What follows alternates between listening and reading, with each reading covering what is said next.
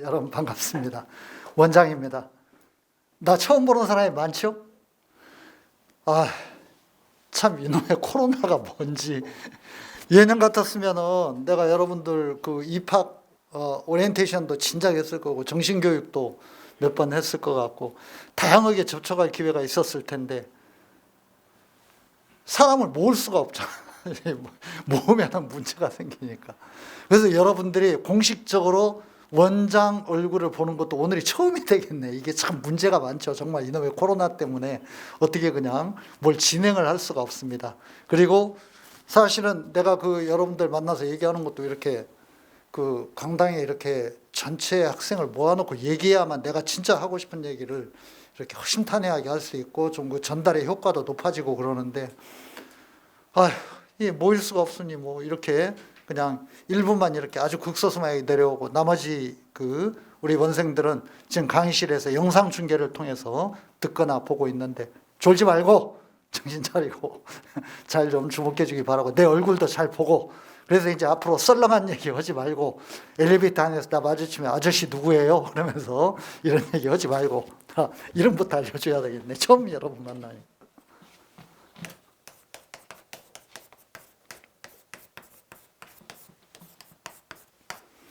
김기조입니다. 아마 여러분 그 입학하면서 보았던 그 팜프렛 브로셔 그 브로셔 앞에 보면은 그 손주은 회장님하고 나하고 인사말 이렇게 하는 거 사진이랑 같이 들어 있을 거예요. 예, 기억하도록 하고 원장실 어디 있는지 압니까? 원장실 8층 매점 옆에 있어요. 8층 매점 옆에. 혹시 공부하다가 진짜 답답하면 원장실 방문해 주세요. 정말 풀리지 않는 담임한테도 말 못하는 고민이 있으면 내가 그래도 제일 경험이 많은 사람이잖아. 물론 이제 바쁘죠. 우리가 이 옆에 빌딩까지 쓰고 학생이 1000명이 넘습니다. 그러니까 내가 맨날 회의하고 보고받고 뭐 결정하고 늘 시간이 쫓기기 때문에. 근데 어쩌다 혼자 있는 시간이 있으니까 그럴 때 여러분들이 아주 그 진정한 그 고민거리를 가지고 나하고 상담하러 오면은 내가 내 경험과 어떤 그런 그동안의 지식을 총동원해 가지고 여러분들 그 상담 요청에 응해 주도록 하겠습니다. 물론 이제 썰렁한 얘기는 하지 말고 무슨 그냥 뭐 원장 선생님 그냥 막 놓고 들어와서 뭐 급식이 너무 짜요 그러면서 이런 얘기는 담임 선생님한테 하는 거고 나한테는 정말 그 해결이 안 되는 정말 근본적인 문제들 이런 것들을 좀 얘기를 해야 되겠죠. 어쨌든 이 코로나 시대에 이 그 집합에 대한 어떤 그런 공포심과 두려움이 있을 텐데 그걸 이겨내면서 이렇게 책상에 하루 종일 앉아서 공부하고 있는 여러분들 보니까 참 대견합니다. 자랑스럽고 아마 그 정신력으로 앞으로 인생의 길을 헤쳐나가면은 대학 입시뿐만 아니라 무슨 일을 못하겠습니까? 그런 어떤 의지와 용기를 가지고 올 1년뿐만 아니라 앞으로의 인생을 이렇게 헤쳐나가기를 바라고 특히 지금 뭐 그런 얘기 들었겠지만은 아마 남 소장님이 이제 뭐 그런 얘기 많이 하실 것 같은데 지금 그 여러분들도 거기에 해당되지만 코로나 세대잖아. 근데 이 코로나 세대들이 학교 교육의 중심이 많이 무너졌잖아. 이게 도대체 학교를 가는 건지 안 가는 건지 나갔다 안 나갔다 수업을 하는 건지 안 하는 건지 전반적으로 지금 이렇게 점검을 해보면 학력이 많이 떨어져 있는 상황입니다. 이건 역으로 여러분들에게는 기회가 될 수 있는 거죠. 고등학생, 재학생들이 학력이 많이 떨어져 있으니까 이 약물고 열심히 하면은 여러분들이 그 턴어라운드를 할 수 있는 인생을 다시 이렇게 바꿀 수 있는 그런 오히려 더 큰 기회가 여러분들에게 주어져 있다고 볼 수 있는 거야. 경쟁자들이 지금 헤매고 있으니까. 알았죠? 학생들 그러니까 진짜 독한 결심을 가지고 열심히 해주기 바라고. 내가요. 보통 이렇게 설명회 하면은 내가 기능적인 정보, 입시와 관련된 2023년 입시가 어떻고, 뭐, 수능의 선택이 어떻게 되고, 뭐, 어쩌고, 뭐, 대학 뭐, 컷이 어떻고, 뭐, 그냥 입학 정원이 어떻고, 인서울의 수준이 어느 정도고, 이런 얘기 하는데, 오늘은 그런 얘기 하나도 안 할 거야. 왜냐하면 내가 보통 때는 그런 얘기 하는데, 내가 여러분들하고 마주칠 기회가 없어서, 오리엔테이션도 못하고 정신교육도 못하고 아무것도 못하니까 내가 이렇게 어쩌다 한번 만나면 이때 내가 진짜 하고 싶었던 얘기를 해야 되니까 오늘은 여러분들에게 어떤 마음 자세와 정신으로 재수 1년을 보내야 되는가. 내가 제목을 재수 성공의 요건이라고 썼네요. 어떻게 하면 재수에 성공할 수 있는가. 이거를 내가 수십 년간의 이런 어떤 교육을 한 경험을 가지고 여러분들이 들려줄 겁니다. 기능적인 입시 정보는 좀 이따 남윤곤 메가스터디 입시 전략 연구소장님이 다 얘기할 겁니다. 나하고 나누기로 했어요. 그래서 기능적인 정보는 그분이, 입시 정보는 많이 얘기하기로 했고, 나는 여러분들이 듣기에는 약간 추상적이고 거리가 멀다고 느낄 수 있겠지만 구체적인 학습 정보나 입시 정보보다 더 중요한 얘기일 수도 있습니다. 참고로 앞으로 여러분이 나한테 이런 얘기를 들을 기회는 다시는 없을 겁니다. 앞으로 내가 여러 번 설명회를 할 텐데 그때는 완전히 입시 정보로 얘기할 거야. 뭐 6월 설명회, 6평 설명회, 9평 설명회, 뭐 어쩌고 정시 지원 전략 설명회, 내가 공식적인 설명회만 몇 번 해요, 여러분하고. 그런데 그때는 전부 숫자가 어떻고 뭐가 어떻고 뭐 그냥 뭐 이런 얘기만 하지 이런 얘기 안 할 겁니다. 오늘 처음이자 마지막인 어떤 그런 정신적인 문제에 관한 얘기니까 잘 들어주고, 이거를 잘 마음에 새기면 진짜 공부하다 힘들 때 큰 자양분과 어떤 그런 그 내면의 어떤 그런 다른 어떤 그 의지랄까 용기랄까 이런 것들이 생기는 순간이 있을 겁니다. 경청해 주기 바랍니다. 재수에 성공하려면 어떻게 해야 되는가?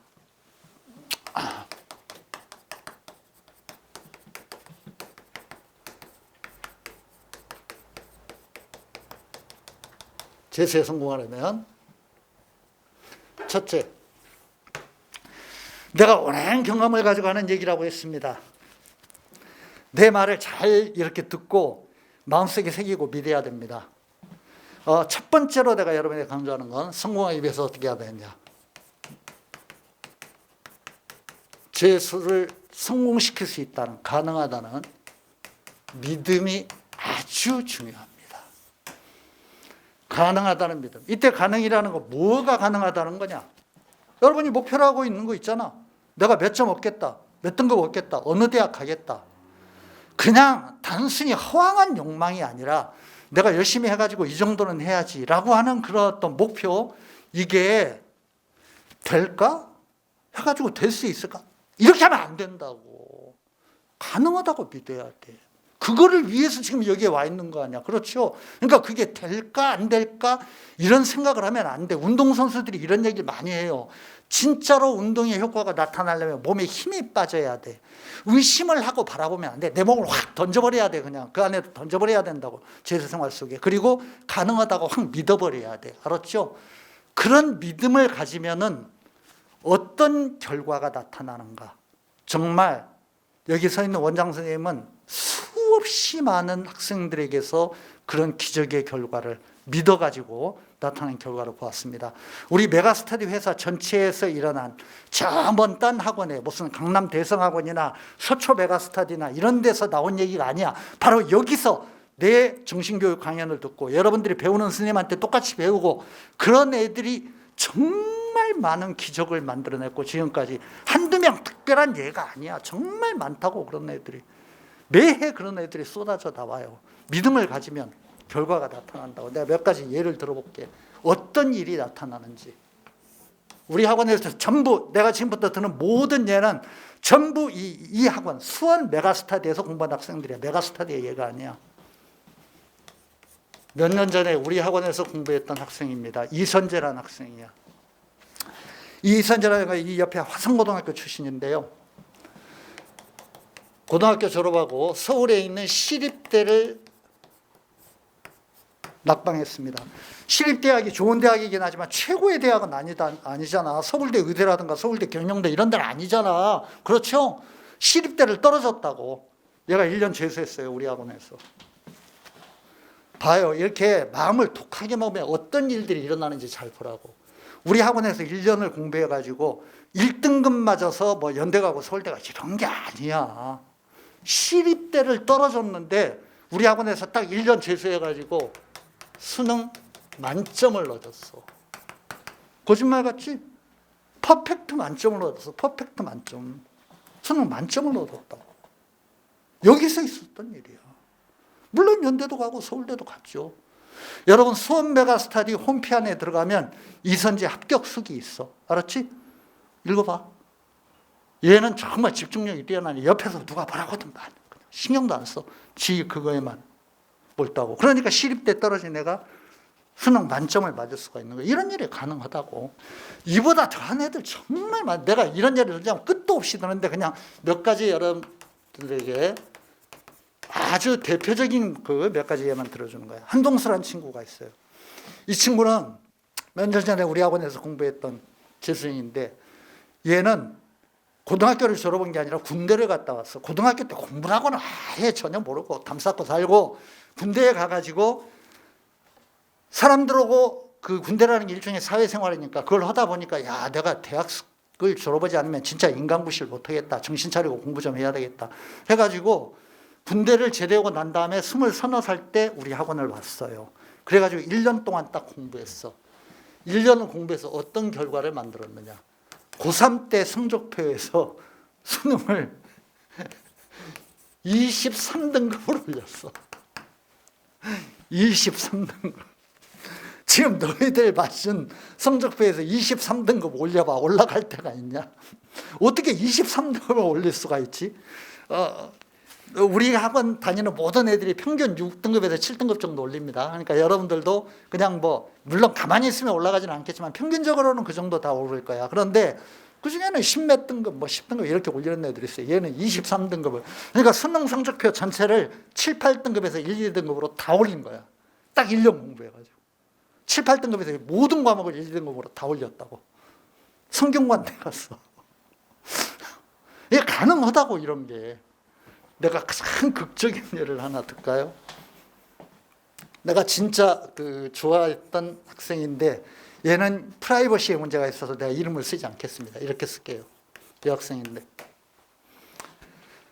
몇 년 전에 우리 학원에서 공부했던 그런 학생인데, 내가 왜 얘를 특별하게 기억하냐면, 얘도 그 기적을 만들어낸 여학생 중에 하나인데, 내가 정신이라는 게 얼마나 여러분에게 중요한지를 강조하기 위해서 이 학생의 예를 듭니다. 이 친구가요, 우리 학원에서 재수를 할 때 그 어머님이 뭐 가정이 그렇게 여유가 없었는지, 뭐 아주 여유 있는 집안은 아니었는지, 혹은 어머니가 심심해서 그랬는지, 그건 나는 잘 몰라요. 어머님이 어떤 아르바이트를 하셨냐면은, 여러분 점심 먹고 저녁 먹을 때 여기서 배식하는, 이렇게 도와주시는 그 도우미 아주머니들 있잖아. 그 배식을 하셨어, 어머니가. 여러분 같으면 뭐라고 했을까? 아, 엄마 쪽팔려. 친구들 보는데 쪽팔려. 하지 마. 아마 너희들 대부분 그러지 않았을까? 나는 그런 생각이 들어. 철없는 놈들이 많으니까. 우리 이 친구는 엄마가 날마다 점심 저녁 그 배식해 주는 걸 보면서 독하게 이를 악물었나 봐. 우리 엄마가 나를 위해서 저렇게 고생하시는데 내가 제대로 인생 살아야지. 내가 이렇게 살면 안 되지. 정말 놀라워. 이게 결심을 하면 인간이 어떻게 변할 수 있는지 보세요. 내가 얘 성적표를 내가 외우고 다녀. 고등학교 때 이게 얘 성적표야. 옛날에는 이게 세 과목씩 봤기, 탐구를 세 과목씩 봤다. 413348이었어. 이게 탐구 세 과목씩 볼 때 413348. 이거를 어떻게 바꿨냐면 이렇게 바꿨어요. 연대 갔어. 나는 여러분들 모두가, 내 그동안의 어떤 그런 교육 경험에 의하면 여러분들 모두가 내면의 이런 잠재적 가능성과 에너지를 가지고 있다고 생각합니다. 19살, 20살이면 인생의 바이오 리듬이 가장 왕성하고 신체 리듬이 제일 활발하고 정말 집념을 가지고 뭘 하면 못할 게 없는 그런 나이에요. 얘를 봐. 413348 나올 때 얘가 얼마나 대단히 머리가 좋고 학력이 뛰어난 애였냐고. 독한 결심을 하면 이런 성적표를 만들 수 있다고 꿈에 그리는 여러분이 생각하는 이 성적표를 만든다고. 이렇게 가능하다고. 이게 가능하다는 믿음을 가져야 돼. 알았죠? 이런 애들만이 아니라 수없이 많은 애들이 이런 걸 만들어내요. 알았죠? 그러니까 자기 자신에게 이게 가능하다라는 어떤 그런 믿음을 가지고 있도록 하고, 이 믿음 중에서 학원을 믿고 선생님을 믿고 이런 것도 중요하지만 가장 중요한 게 뭐냐면 내가 이걸 할 수 있어 라는 그런 믿음이 중요한 거야. 반신반의하지 말라고. 될까? 이런 생각으로 보지 마라. 생활하지 마라. 알았죠? 우리 메가스터디 초기에 많이 했던 광고의 문구인데 난 이거 참 정말 멋진 말이라고 생각하는데 요즘은 잘 쓰지 않습니다. 옛날에 많이 쓰던 광고 카피예요. 너를 믿어라. 너를 믿어라. 가능하다. 너를 믿어라. 이 나에 대한 믿음을 가지고 출발하면 이 놀라운 일들이 이루어질 수 있다는 거 알았죠? 이런 신념을 가지고 임해주기 바랍니다. 두 번째, 재수에 성공하려면 어떻게 해야 되느냐.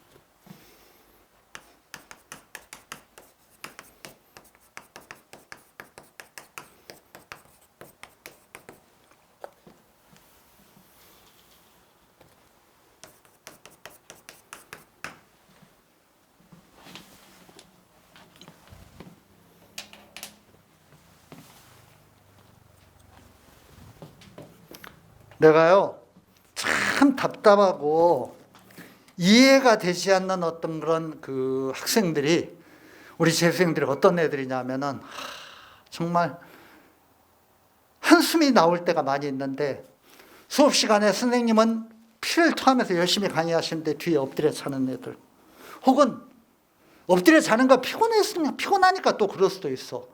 무슨 이렇게 막 그 안 좋은 어떤 행동을 하는 사람 무슨 구경하거나 째려보듯이 필기하거나 이렇게 무슨 열심히 이렇게 뭔가 이해하려고 하는 게 아니라 선생님 감상하고 있는 애들, 눈동자에 초점도 없어 이러고 있는 애들, 혹은 굉장히 막 찌푸리면서 막 이렇게 환한 인상으로 그냥 책 들여다보지 않고 책상에서 이렇게 멍하니 있는 애들. 아니, 공부가 안 되고 공부가 하기 싫으면 안 오면 되잖아. 학원에 오지 않으면 되잖아. 학원비가 오죽 비쌉니까? 부모님이 그 학원비 만들려고 얼마나 고생하시는지 다 알고 있잖아. 그런데 학원에 와가지고 공부 안 하고 뭐로 앉아있어? 딴 일 해. 그 학원 등록금 가지고 훨씬 더 의미 있는 많은 일을 할 수 있잖아. 취미생활을 할 수도 있고, 내 인생에 진짜 길게 볼 때 내 인생에 보탬이 되는 다른 걸 배울 수도 있고 할 수 있잖아. 왜 나한테 맞지 않는 일을 왜 하냐고. 엄마 아빠가 가라고 해서 왔다고? 안 돼요. 여러분들, 엄마 아빠의 명령에 복종해서 움직이는 그런 날이 지났어. 왜? 어른이야. 고등학교 때까지는 미성년이고 청소년이니까 부모의 보호를 받죠. 부모의 지시에 따라야죠. 이제는 아니야. 이제는 아니야. 어른이야. 여러분들 어른이야. 여러분들 다 주민등록증이 있고 투표권이 있고, 놀라운 얘기 하나 해줄까? 여러분들 부모의 동의 없이 법적으로 결혼을 할 수가 있는 나이야. 우리나라 민법에서 18살 이상이면 법적으로 결혼할 수 있어. 어른이라고. 너희들 조선시대 같으면 말이다, 이게 19, 20살이면 장가가고 시집가가지고 새끼가 있을 나이야.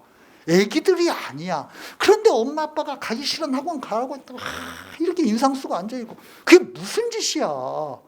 자기 일을 자기가 알아서 해야지. 이제 어른의 의미라는 건 뭐냐? 어른의 의미는 학생은 학교의 통제를 받고 부모의 통제를 받고 여러 가지 통제가 뒤따르지만, 어른은 자기 마음대로 할 수 있는 자유가 있다는 거예요. 여러분들 학원을 다니든 학원을 다니지 않든, 내가 어디를 가든 놀러를 가든 이성하고 데이트를 하든 뭐 하든 아무도 거기에 대해서 여러분들에게 뭔가 침해할 권한이 없고, 심지어는 부모도 법적으로는 그렇게 못해. 내 마음대로 할 수 있는 거야. 이제는 내 마음대로 할 수 있는 나이라고. 알았죠? 그걸 잘 생각해. 내년에 여러분들 다 그렇게 될 것 같은데 대학생 얘기 한번 해볼까? 여러분들 대학에 가면은요, 잘 들어도 내년에 다 대학생 될 거니까, 대학생이 되면은 모든 아이들이 문화적 충격을 겪습니다. 대학이라는 데를 가면 너무 지금까지 살아온 인생하고 다르기 때문에, 대학이라는 것은 참 신기해서요, 담임 선생님도 없고 출석도 안 부르고 내가 강의실에 들어가는지 안 들어가는지 아무도 관심도 없어. 내가 수강 신청을 해가지고 그 강의실 가가지고 수업을 듣고 나면 끝이야. 그냥 집에 가는 거야. 내가 또 다른 데 수강 신청한 또 강의실 찾아가서 수업 듣는 거야. 매번 애들이 바뀌어. 우리 반 애들이 있는 게 아니야. 이렇게 대학이라는 건 이렇게 돼 있어. 내가 대학에 가는지 대학에서 오는지 뭐 그냥 수업에 나타나는지 수업 빼먹는다고 아무도 나한테 관심 없어. 그냥 모든 게 내 맘이야. 모든 게 내 마음에 자유가 주어진다고. 이렇게 자유가 주어지니까 남학생들 특히 학교 앞에 당구장에서 살고 PC방에서 살고 수업 쉬면 아예 안 들어가고 이런 애들 참 많죠. 그렇게 생활해도 상관없어. 그런데 이걸 생각해야 돼. 아마 학교 윤리 시간이라는 거 이런 데 배웠을 것 같은데, 자유를 가지잖아요. 그러면 이 자유에는요, 항상 책임이 따라와요. 저 책임이란 말이 진짜 무서운 말이야. 책임이란 말이. 여러분들 대학 때 잘 들어. 앞으로 대학 생활을 할 거니까 수업 안 들어가도 아무 상관없어. 내가 뭐 몇 과목 시험 낙제하고 뭐 빵꾸 나고 F 맞아도 아무 상관없어. 아무도 나한테 뭐라고 안 해. 아무도 뭐라고 안 한다고. 그런데요, 그게 내 성적표에 다 기록되고 대학 학교 다닐 때 성적 기록으로 다 남아. 나중에 입사 면접 볼 때 면접관이 여러분들 성적표를 봐요. 대학 생활을 불성실하게 했네요. 면접관이 한마디 한다고. 그리고 여러분들 쳐다본다고.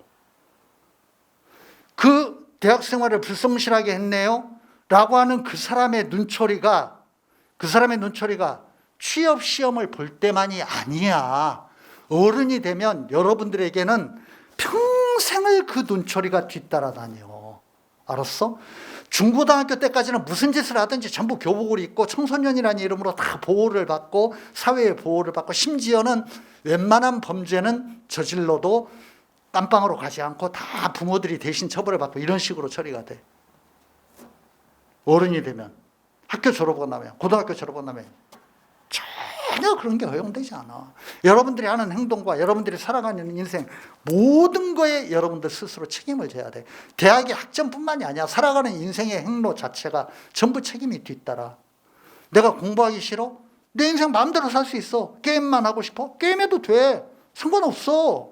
그냥 요즘 우리나라에서는 굶어 죽지는 않으니까 알바하는 거 하면서 뭐 편의점 뭐 캐시어 하던가 무슨 음식점에서 서빙하는 어떤 그런 알바 하던가 그래서 최소 생계비 벌면서 게임만 하면서 즐겁게 살 수 있어. 그런데 중요한 게 뭐냐? 그렇게 살면서 학생 때는 그렇게 살아도 남들하고 똑같고 별 차이 없어. 그런데 어른이 되면 20살 이후에는 그렇게 살잖아?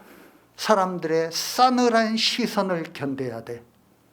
그런 인생을 살면서 25, 30 되어갈 때 사람들이 너는 게으르게 살고 네 욕망만을 위해서 살고 제대로 된 일 하나도 열심히 해보지 않았고 그런 눈초리로 여러분들을 쳐다볼 때 여러분들 그거 견뎌야 된다고. 알았어? 책임이 뒤따른다고. 무서운 거야. 자유에는 책임이 따른다고. 알았지? 그게 정말 무서워. 나중에 내가 사랑하는 대상이 내가 사랑하는 여자애나 남자애가 너 게으르게 살았잖아. 너 제대로 열심히 살지 않았잖아. 그런 말을 하는 순간을 생각해봐. 중고등학교 때는 괜찮지만 20살이 넘고 나면 그런 얘기를 언제든지 들을 수 있어. 내 인생을 많은 사람들이 쳐다보면서 평가하고 비판을 한다고. 잘 생각해야 돼요. 알았죠? 무서운 거야, 자유와 책임이라는 게. 이 자유와 책임이 뒤따르는 어른에게는 내가 방금 한 말에서 유추가 되었겠지만은 변명, 핑계 이런 것들이 통하지 않아요. 왜? 내 인생은 내가 선택해서 사는 거기 때문에.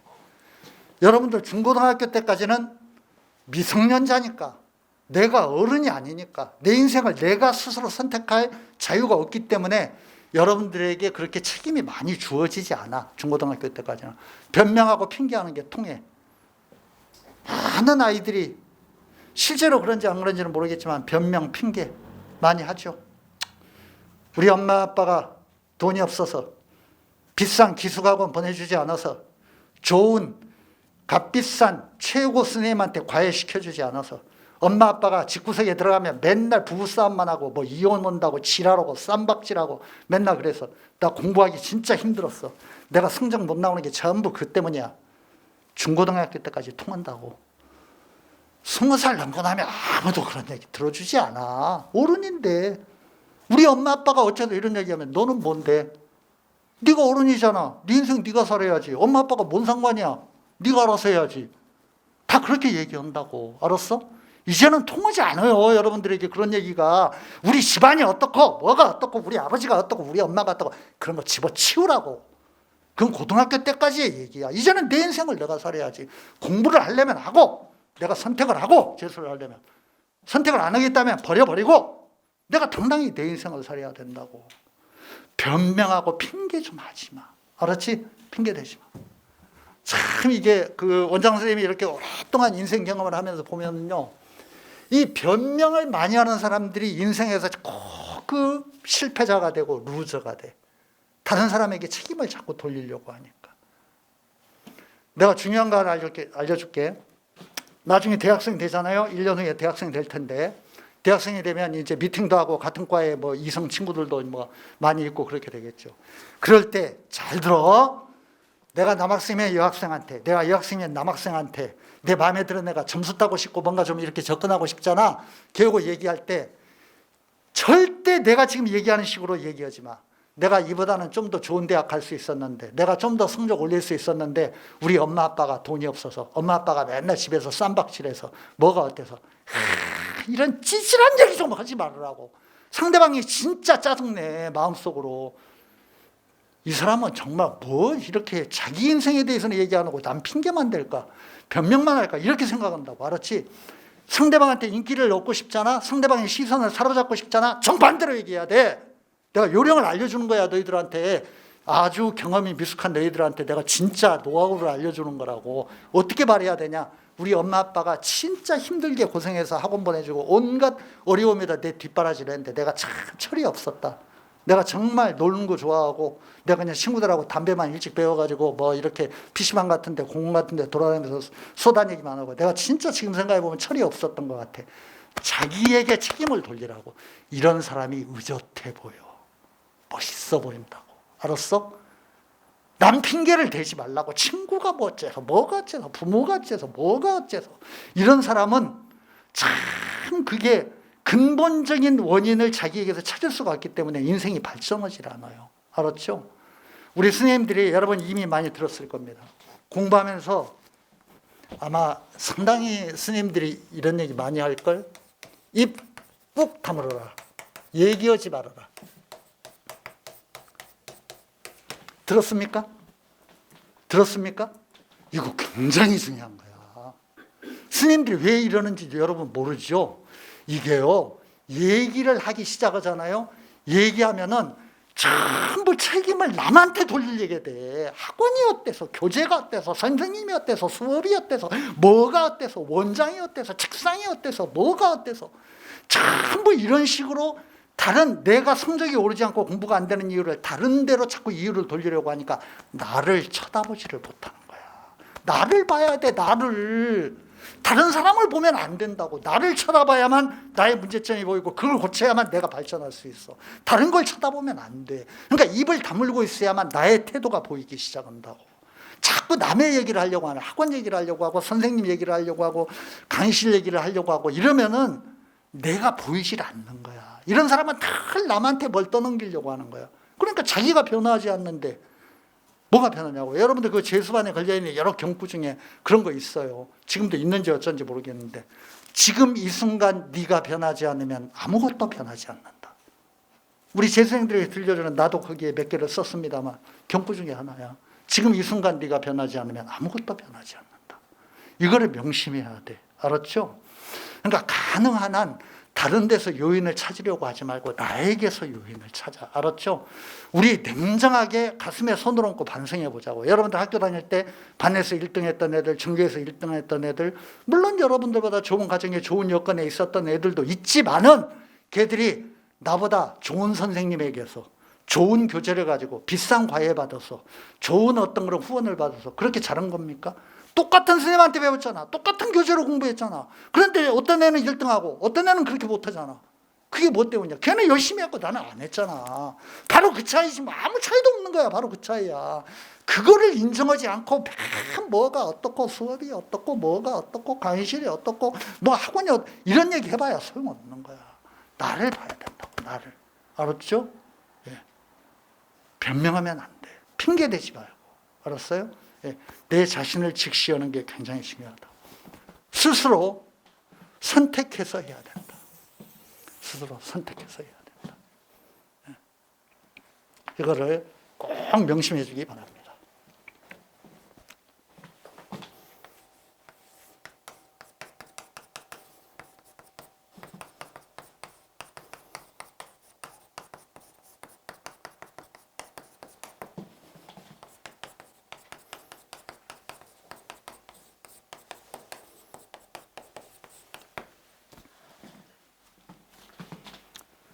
이 선택과 관련되어 가지고 내가 조금 더 깊이 있게 좀 얘기를 좀 해보겠습니다.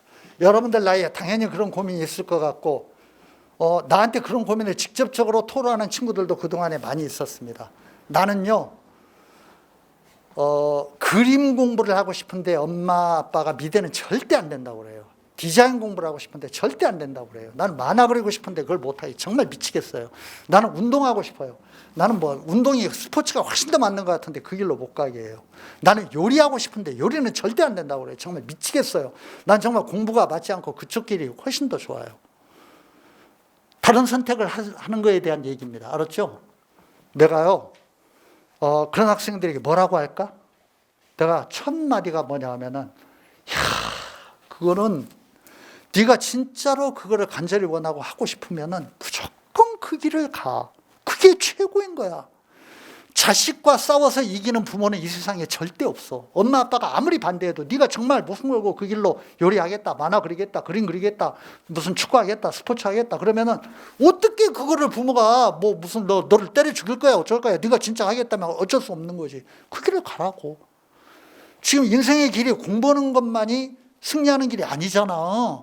정말 많은 뭐 그냥 요리를 배워가지고 최고의 셰프가, 지금 셰프라는 게 얼마나 인기 직업입니까? 그렇죠?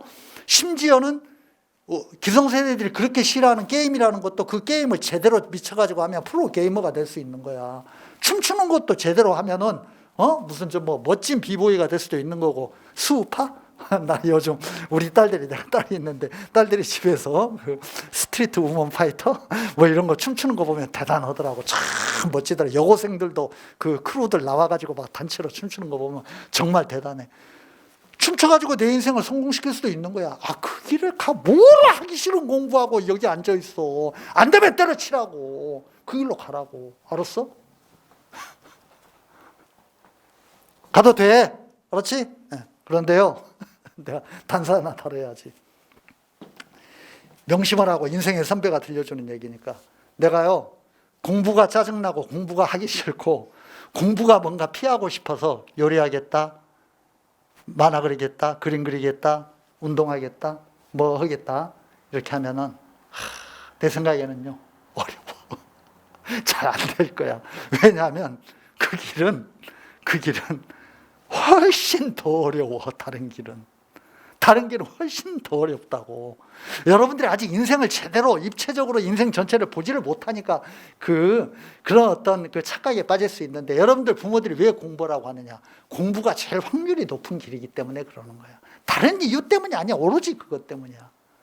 예를 한번 들어볼까?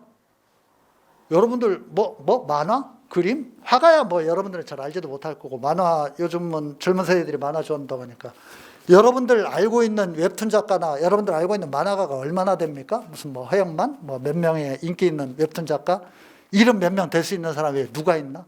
정말 많은 그 지망생들의 대부분이 인생의 낙오자가 되고 정말 소수만이 성공하는 거예요. 수많은 청소년들이 운동선수의 꿈을 안고 프로축구 선수가 되고자 하지만 손흥민이나 황희찬이나 박지성 같은 듯이 되는 사람은 몇 명에 불과해. 그리고 그렇게 되는 게 정말 어떤 일인지 여러분들 잘 몰라. 인생을 살지 않았기 때문에. 나는 축구를 굉장히 좋아하거든요. 내가 모든 손흥민의 축구 게임을 늘 어떤 시간에 심야에 하든 뭐 어쩌다 항상 봅니다. 내가 손흥민 그 선수를 좋아해서 직접 손흥민이 쓴 책도 한 권 사다가 읽었어. 어떤 인생을 살았는지. 손흥민이 그 젊었을 때는 컨테이너 박스에서 살았다. 아버지가 실패한 인생이어서 강원도에서 집이 없어가지고 컨테이너 박스에 살면서 한 달 내내 그 여름 땡볕에서 하루에 1000번씩 슛을 하면서 청소년 시기에 초등학교, 중학교 때 정말 이를 악물고 그 굶주림을 참아가면서 그렇게 축구 선수가 되기 위해서 노력을 했던 사람이야. 그러니까 오늘의 손흥민이 있는 거지. 대부분의 성공한 사람들은 여러분들은 상상도 못하는 그런 어떤 노력과 피눈물 나는 어떤 그런 자기 어떤 그런 그 절제, 헌신, 이런 그 과정이 있었던 사람들입니다. 김연아 알죠? 피겨스케이터 김연아, 우리나라의 그 위상을 드높여준 김연아. 김연아가 했던 얘기네요. 김연아가 했던 얘기야. 요즘은 이제 피겨스케이팅 뭐 직접 선수로는 뭐 이제 좀 그 접었고 광고에만 자주 나옵니다만, 김연아가 이런 얘기를 했습니다. 내가 결혼해서 애를 낳으면 다른 모든 건 내가 하고 싶은 대로 다 시켜주겠지만 피겨스케이팅은 절대로 시키지 않겠다. 얼마나 그게 이가 갈렸으면, 평생을 그 피겨스케이팅 하면서 얼마나 정말 끔찍하고 여기서 헤어나고 싶은 지옥 같았으면 정말 피겨스케이팅만 빼고 모든 걸 시켜주겠다. 김연아가 한 얘기야. 얼마나 그게 힘들었으면. 요리를 해가지고 여러분들 알고 있는 셰프가 얼마나 되나? 백종원처럼 유명해지는 게 확률이 얼마나 될까? 축구를 해서 손흥민처럼 되는 확률이 얼마나 될까? 정말 많은 그 분야에 있는 사람 중에 극소수만이 성공합니다. 공부는요, 여러분 보세요. 스카이는요, 거의 한 해에 10,000명씩을 뽑아. 여러분 부모님들이 여러분들이 김연아가 되고 손흥민이 되고 백종원이 되고 무슨 허영만 같은 만화가가 되겠다면 왜 말리겠어? 왜 말리겠냐고. 왜 안 시키겠냐고. 그게 불가능하다는 걸 어른들은 너무 잘 알아. 공부하는 게 봐. 여러분들 알고 있는 축구선수, 여러분들 알고 있는 만화가, 여러분들 알고 있는 셰프는 몇 명이지만 스카이는 10,000명을 뽑아. 1년에. 알았어요? 그러니까 공부라고 하는 거야. 한 10년 전에요.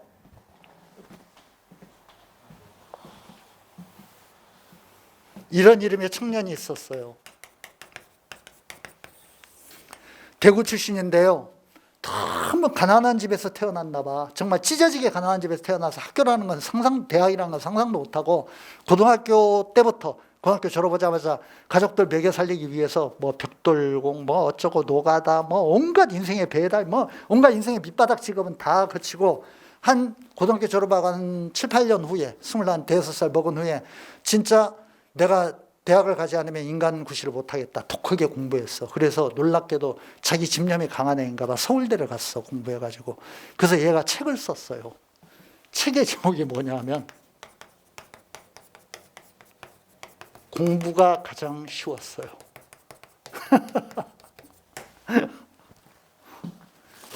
인생을 살아보면은 남의 싸늘한 시선을 받으면서 음식 배달을 해보고 노가다도 해보고 정말 뼈가 등이 휘어지도록 힘든 어떤 그런 일도 해보고 정말 층층이 있는 어떤 그런 직장에서 온갖 서러움과 구박을 받으면서 일을 하고 막 어쩌고 명령을 받고 이렇게 조직 안에서 일하고 이러다 보면 야, 공부라는 게 진짜 편하고 제일 쉬운 거구나 이걸 알게 돼. 제가 쓴 책의 제목이야. 내가 인생 살아보니까 내 결론이다. 공부가 가장 쉬웠어요. 공부가 제일 쉬운 거야. 그래서 부모들이 공부라고 하는 거야. 인생에 쉬운 길이 없는 거야. 내가 이 길이 힘들어가지고 다른 길로 가고자 해. 그 길은 더 힘들어. 그게 지옥인 거야. 알았어요? 잘 생각해야 돼.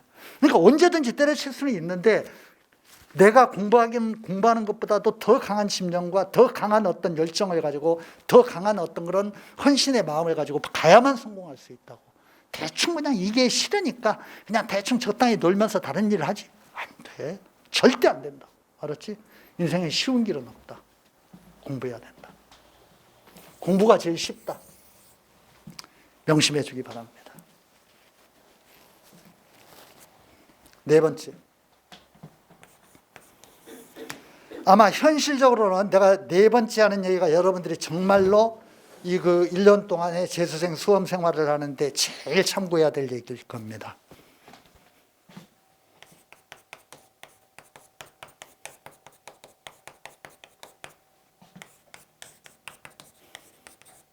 이 말 절대 잊어버리지 마. 습관.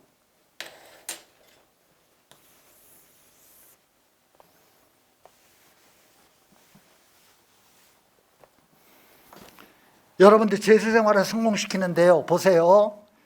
거창한 결심, 내가 성적을 얼마 올리겠다는 독한 마음, 내가 막 그냥 엄청난 욕망, 이게 중요한 게 아니야.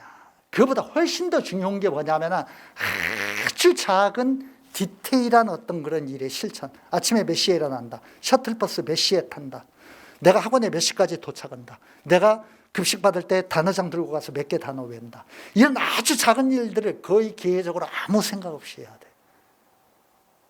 독한 결심보다 훨씬 더 중요한 게 습관이야. 알았지? 습관이 훨씬 더 중요해. 내 말이 명심을 하고. 예를 하나 들까? 내가요, 얼마 전에요, 한 몇 달 된 것 같아. 이런 제목의 책을 보았습니다. 헤빗, 습관이죠. 미국의 행동심리학자이자 과학자가 쓴 겁니다.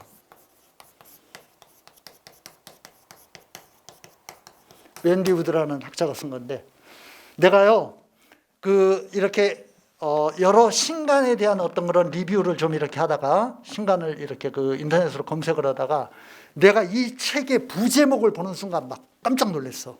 교육하는 사람이기 때문에, 내가 교육자니까. 이 책의 부제목이요, 우리말 부제목이 뭐라고 붙었냐면은 내 안의 충동을 이겨내는 습관 설계의 법칙.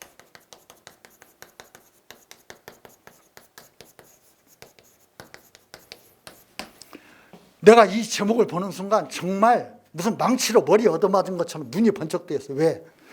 정말 많은 19살, 20살의 젊은이들이 이 충동을 견뎌내지 못해서, 고등학생들이 충동을 견뎌내지 못해서 친구하고 수다 떨고 싶은 충동, 게임하고 싶은 충동, PC방 가고 싶은 충동, 공원에 가서 담배 피면서 친구하고 수다 떨고 싶은 충동, 이런 충동, 저런 충동, 이런 충동을 이겨내지 못해서 얼마나 많이 인생이 무너져. 그런데 그 충동을 이겨낸다고? 그 충동을 이겨내는 습관을 만들어내는 법칙이라고? 내가 진짜 깜짝 놀랐어요. 아마존에 즉각 책을 주문했어. 내가 단숨에 읽었어. 참 도움되는데, 저 책은요 무슨 이렇게 교훈서가 아니야. 이렇게 인생 살아야 된다 그런 얘기가 전혀 아니야. 완전 과학서적이야. 과학자야, 과학자. 수많은 실험과 수많은 어떤 그런 데이터 조사를 통해서 인간이라는 게 어떤 존재이고 어떻게 변화가 되는 존재인가, 이런 것들을 정말 많은 연구를 통해서 밝혀낸 책이야. 한마디로 얘기할게요. 저 책의 결론이 뭐냐면 습관이 인간을 바꾼다는 거야.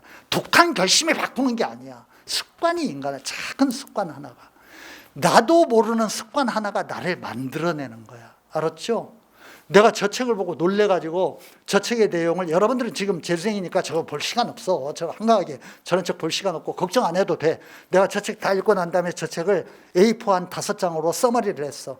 그래서 여러분들 지금 배우고 있는 모든 선생님과 우리 직원들 내가 여기 다 모아놓고 교육시켰어. 우리 애들의 습관이 뭐가 중요하고 어떻게 해야 된다, 내가 다 교육시켰다고. 선생님들이 거기에 맞춰서 여러분들 가르치고 있어. 그러니까 걱정할 거 없어. 알았죠? 그런데 이런 거야. 저 책의 내용이 이런 거라고. 사람들은 이렇게 생각해. 내가 의지가 있고 정신력이 있기 때문에 내가 내일 모레가 시험인데 내가 집안에 내 공부방에서 편하게 공부를 하든, 내가 뭐 학교 도서관에 가서 공부를 하든, 그게 뭔 차이냐, 이렇게 생각하잖아. 전혀 그렇지 않아요. 수많은 과학적 데이터가 그걸 보여주는 거예요. 미국의 스탠퍼드 대학 어떤 그런 대학생들을 대상으로 일정 집단, 똑같은 수준의 대학생들을 가지고 집에서 공부한 애와 도서관에서 공부한 애를 동일한 시간 비교를 해가지고 다 그 성적 결과를 전부 처리를 해놨어. 도서관에서 공부한 애들이 훨씬 더 성적이 높아. 그러니까 이게 내가 마음대로 되는 게 아니라 어떤 환경에서 어떤 조정을 받느냐가 훨씬 더 중요한 거라고. 이런 게 중요한 거라고. 알았죠?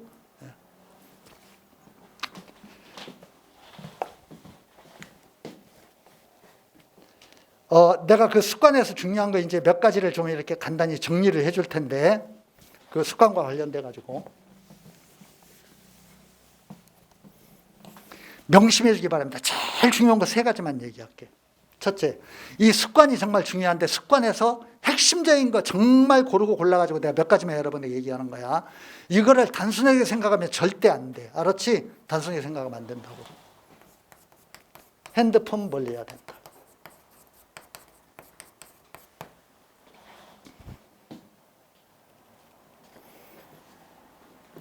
그다음, 스케줄 노트를 꾸준히 작성해야 된다.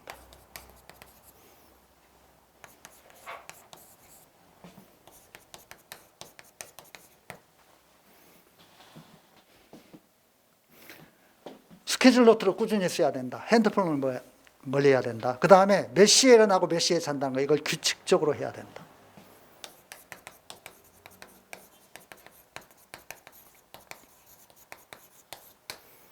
세 가지 명심해요. 이거 하나하나가 정말 그 여러분들 뼈에 이렇게 와닿을 정도로 중요한 내용들이야. 이거 명심해야 돼. 내가 사소하게 생각하는 것들이 절대 사소한 게 아니야. 아주 단순한 일들이 정말 중요한 거야. 예를 하나 들게. 이것도 예를 들어서 내가 증명해 줄게. 이 습관이라는 게 얼마나 중요한 건지. 여러분들 지금 학원 다니는 제일 큰 이유가 여러분들 스스로를 통제를 못하기 때문에 여러분들을 통제해주는 습관을 만들기 위해서 지금 다니는 거잖아. 이게 진짜 중요한 거라고. 이걸 대충 생각하면 내가 의지를 가지고 할 수 있다고 생각하지만 인간이 그런 존재가 못 돼. 인간이라는 건 너무 쉽게 무너지는 존재야. 알았죠? 몇 년 전에 우리 학원에서 공부했던 정태진이라는 학생이 있습니다.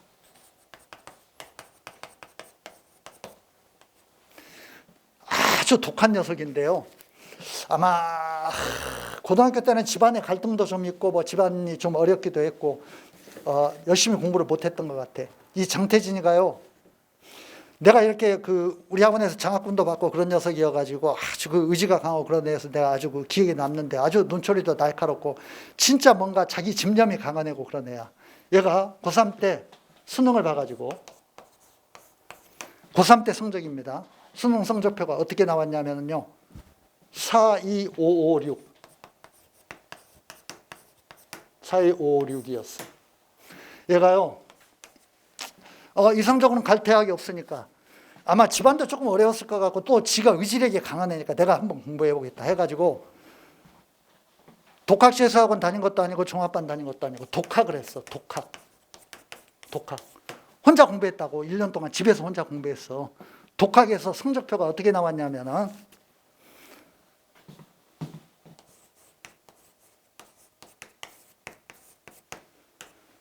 뭔 차이가 있습니까? 똑같이 나왔어. 합으로 보면은 약간 뭐 한 1등. 자기가 혼자 독학해가지고 재수해서 성적표가 이렇게 나왔다고. 우리 학원에서 삼수를 했어요.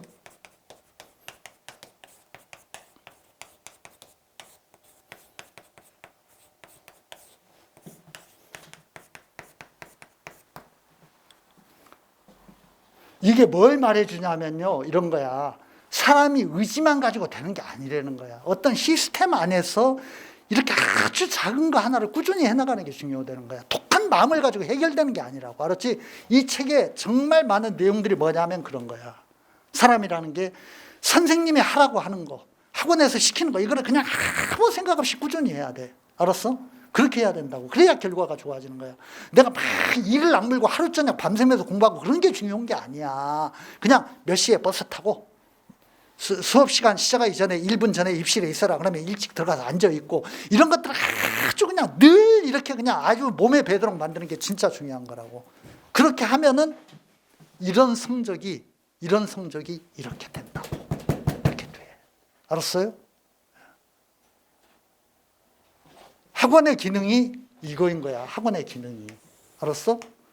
그러니까 내가 그 날마다 행하는 이 작은 일들이 이런 어떤 영향을 미치게 된다는 거, 이런 생각으로 올바른 습관 정말 신경 쓰기 바라고, 그 중에 핵심이 핸드폰 무심코 잡는 거. 내가 이 핸드폰을 잡는 순간에 나는 무너지기 시작한다. 이런 어떤 의식을 가져야 돼. 알았지? 핸드폰 멀리 해야 된다. 스케줄로 또 꾸준히 써야 된다. 어쩌다 한번 쓰고 막 일주일에 한번 쓰고 이거 안 돼. 알았지? 기계적으로 써야 돼. 그 다음에 규칙적으로 몇 시에 자고 몇 시에 일어난다. 이거를 어떤 날 막 밤새면서 공부하고 그 다음 날 하루 종일 학원에 가서 졸고 안 돼. 이거 알았죠? 규칙적으로 생활해야 된다는 거 명심하기 바랍니다. 4번까지 썼네요. 내가 2가지만 더 얘기하고 끝내겠습니다.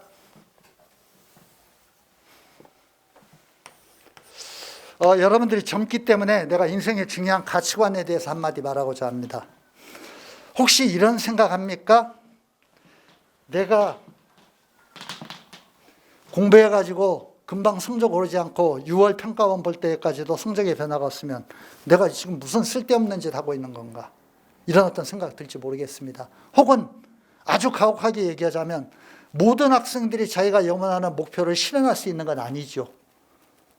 여러분들이 열심히 공부했는데도 내가 원하는 만큼 성적이 안 나올 수도 있고 내가 원하는 대학만큼 못 갈 수도 있습니다. 그렇죠? 진짜 억울한가? 학원비 괜히 쓴 건가? 아니에요. 아니야, 전혀 아니야. 절대 그렇지 않아. 내 말이 여러분들은 믿기 힘들 겁니다. 내가 원하는 목표를 이루지 못했는데, 원하는 점수가 나오지 않았는데. 그렇지 않다니까? 여러분들은 얻은 게 굉장히 많이 있어. 그 과정에서 열심히 했다면. 인생의 교훈에 대해서 내가 한마디 할게요. 여러분들이 생각하는 것보다도요, 삶은 굉장히 공정해요.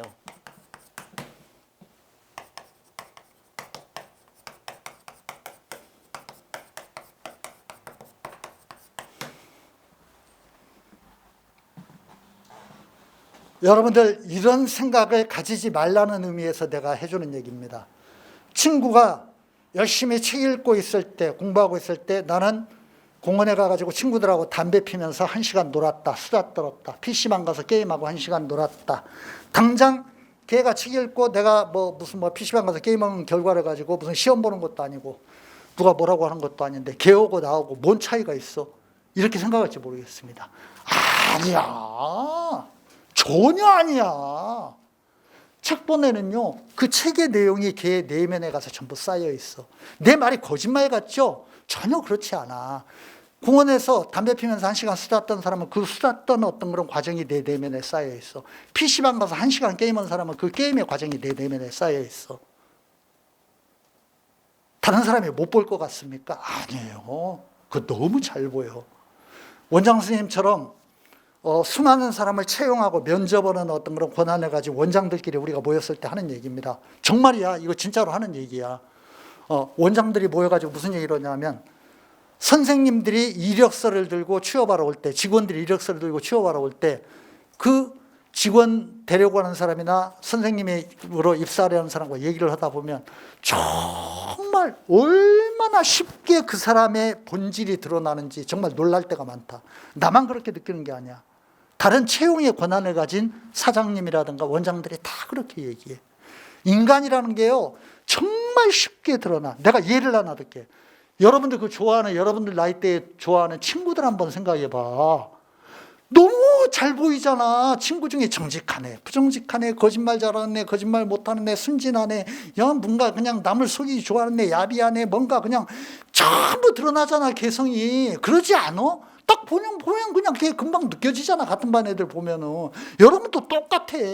내가 책을 읽으면서 인생을 보낸 시간과 내가 게임하면서 인생을 보낸 시간과 내가 딴짓하면서 인생을 보낸 시간과 이게 다 내 내면에 쌓여서 그대로 드러나는 거야. 인생이라는 게 여러분 생각보다 굉장히 공정한 거야. 내가 보낸 모든 과정들이 내 내면에 쌓여있고 그거는 내가 아무리 감추려고 해도 다른 사람은 금방 알아요.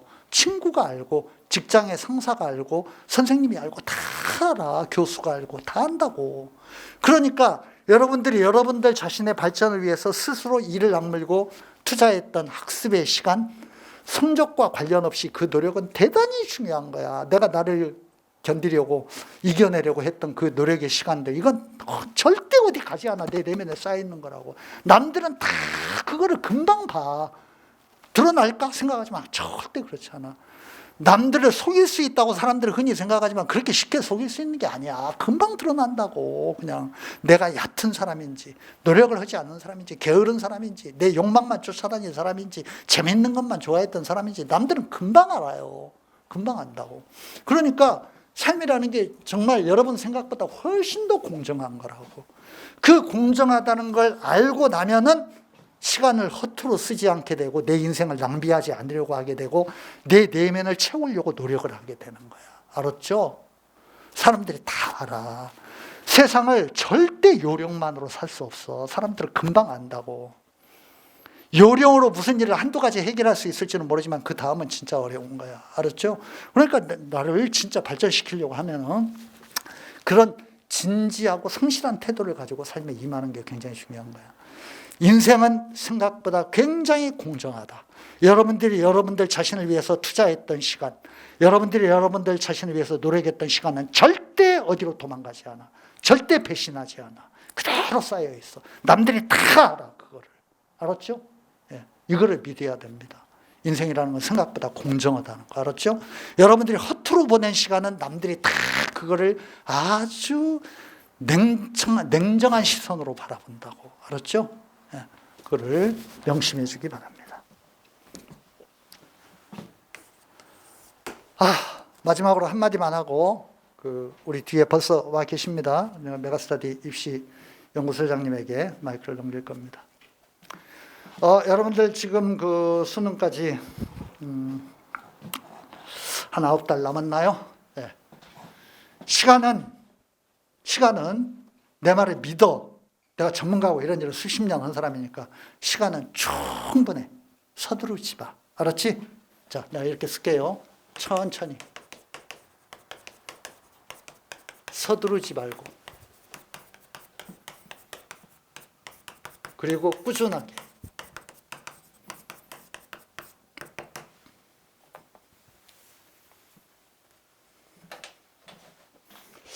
내가 그 학생들에게 얘기할 때 이런 표현을 많이 쓰는데요.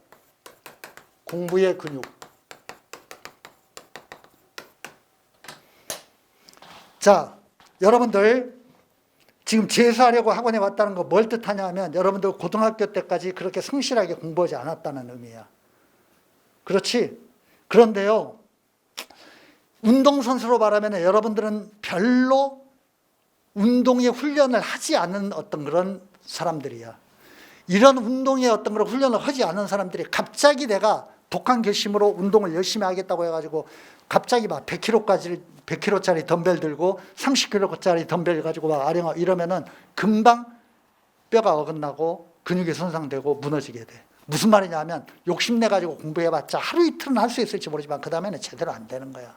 인간이라는 게 그런 존재가 안 돼. 습관이야, 습관. 습관을 고쳐야 된다고. 알았죠? 어떻게 하느냐? 내가 알려줄게. 스케줄 노트에다가 내가 오늘의 학습 목표를 쓰잖아.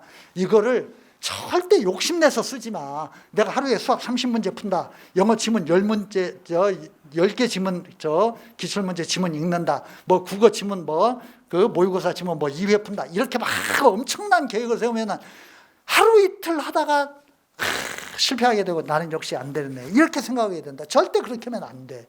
운동할 때 아주 초보자들이 처음에 낮은 단계에서 출발하는 것처럼 여러분들 공부의 근육이 만들어지지 않았으니까 공부의 근육, 마음의 근육을 지금부터 만들어야 돼. 그럼 어떻게 해야 되냐? 1kg짜리 아령부터 시작해야 돼. 무슨 말인지 알겠어?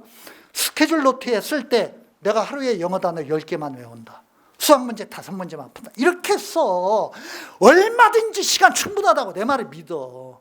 그렇게 해가지고 수학 5문제 풀잖아요. 영어는 단어 10개 외우잖아요. 국어 지문 2개 문제 풀잖아요. 기출에 문제 지문 2개 읽고 관련된 문제 한 10문제 풀잖아. 그러면 그걸 하고 나면 자신감이 생겨. 아, 내가 목표했어.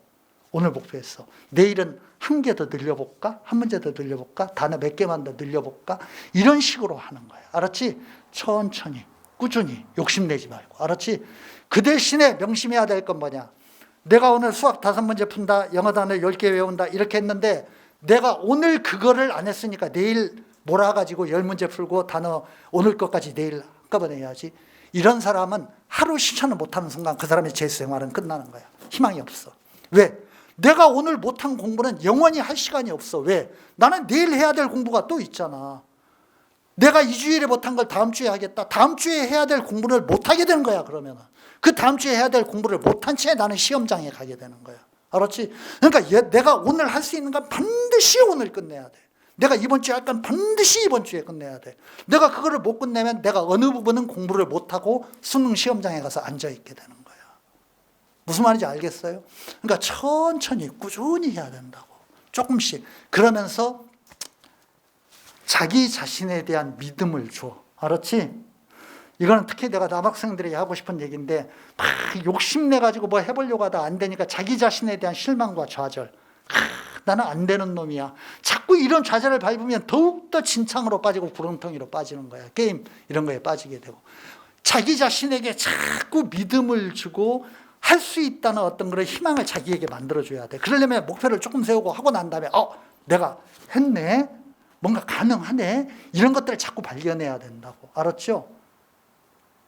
우리 누구나 그런 경험을, 여학생들도 이런 경험을 가지고 있잖아. 친구들하고 막 그냥 수다 떨고 쓸데없는 시간 보내고 PC방 가고 어쩌고 저쩌고 막 그냥 몇 시간 이렇게 시간을 허비하고 나면 마음이 씁쓸하잖아.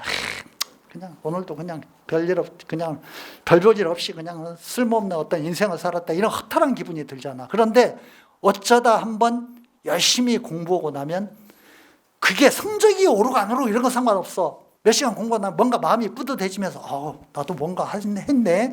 이런 마음이 들잖아. 이런 긍정적인 마음을 자기 자신에게 자꾸 만들어가야 된다고.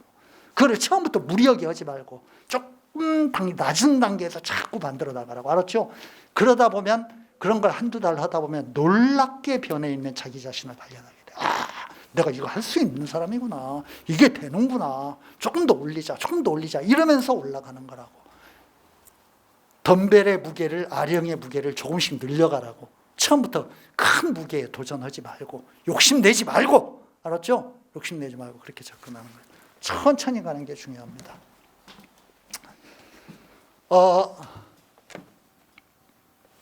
여러분들은 내가 이런 얘기를 하는 건 좀 쑥스럽긴 하지만 제수 생활에 첫 발을 아주 잘 내디뎠습니다. 첫 발을 아주 잘 내디딘 게 뭐냐면 수원 메가스터디에 입학한 거야. 여기는 내가 자주 그런 얘기를 하는데 여기는 다른 학원과 문화와 분위기가 좀 다릅니다. 여러분 조금씩 느끼셨을지 모르겠어. 느꼈을지 모르겠는데 우리 모든 직원과 선생님은 형식적으로 사무적으로 뭔가 그냥 이렇게 늘 그냥 이렇게 아이들을 대하는 그런 어떤 성토적인 방식으로 절대 아이들을 대하지 않습니다. 왜냐하면 선두에서 끌고 가고 있는 내가 그런 사람이 아니고 그런 사람을 싫어하고 그런 선생님을 싫어하고 그런 직원을 싫어하기 때문에 우리는 할 수 있는 모든 일을 애들을 위해서 다 한다라는 이런 마음 자세로 늘 강의에 임하고 업무에 임하고 아이들을 진지하게 보살피려고 하는 이런 마음을 가지고 있습니다. 여러분들 담임 스님이 아마 그런 마음을 가지고 여러분들 대할 텐데 느끼셨을지 모르겠어요. 이제 지나면은 많은 애들이 그런 얘기를 합니다. 여기는 분위기가 좀 다른 것 같아. 스님들이 뭔가 좀 한마디 더 하려고 그러고 뭔가 조금 더 여러분들 인생을 챙겨주려고 그러고 이런 분위기가 있습니다. 우리가 메가스터디라는 브랜드를 가지고 있다고 자랑하는 게 전혀 아닙니다. 나는 메가스터디를 홍보하는 게 아니라 우리는 그런 어떤 다른 문화와 분위기를 지닌 학원이기 때문에 여러분들을 끝까지 손을 놓지 않고 끌고 갈 거고 여러분들을 원하는 목표에 다다를 때까지 함께 할 거다라는 거, 이거를 자신 있게 말씀드릴 수 있습니다. 그런 의미에서 여러분들은 첫 발을 잘 내디뎠고 흔들리지 말고 내가 오늘 해준 얘기를 잘 마음속에 새기면은 성공적인 재수생활과 또 설령 거기서 약간 좀 개인적으로는 어떤 그런 안 좋은 결과가 있을지라도 성공적인 인생의 길을 뭔가 이 재수생활을 되돌아보면서 걸어갈 수 있는 어떤 그런 경험을 이 1년의 재수생활을 통해서 얻게 될 것이다 라고 내가 아주 자신 있게 단언해서 말씀드릴 수 있습니다. 앞으로 여러분들 교실에서 내가 이렇게 순회하거나 순찰할 때 보면 인사 잘하고 스님들에게도 늘 감사하는 마음으로 열심히 공부하고 그래서 우리 함께 노력해가지고 정말 놀라운, 늘 매해 그랬듯이 놀라운 기적을 함께 한번 만들어 봅시다. 감사합니다.